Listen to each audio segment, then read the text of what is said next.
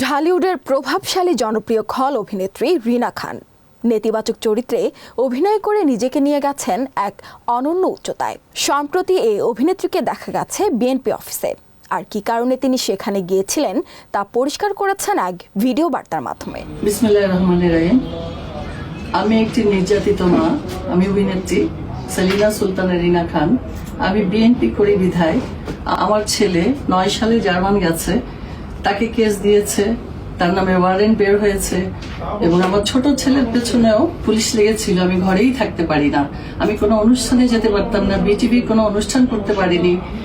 তো এখন এই ফ্যাসিস্ট সরকার যাওয়ার পরে আমরা নতুন করে জীবন পেলাম এবং আমি আমার মামলাটা নিয়ে বিএনপি পার্টি অফিসে আসছি। আমাদের সালাউদ্দিন সাহেব আছে, সালাউদ্দিন ভাই আমাদের মুরব্বী, উনি আমাকে অনেক সহায়তা করেছে। আমাদের বিএনপি যারাই আছে সবাই আমাকে সহযোগিতা করেছে। আজকে আমি একটা অ্যাপ্লিকেশন করলাম আমার এই ছেলের বিরুদ্ধে যে মিথ্যা মামলা হয়েছে তা প্রতিহত করার জন্য, প্রতিবাদ করার জন্য এবং মামলাটা তুলে নেওয়ার জন্য।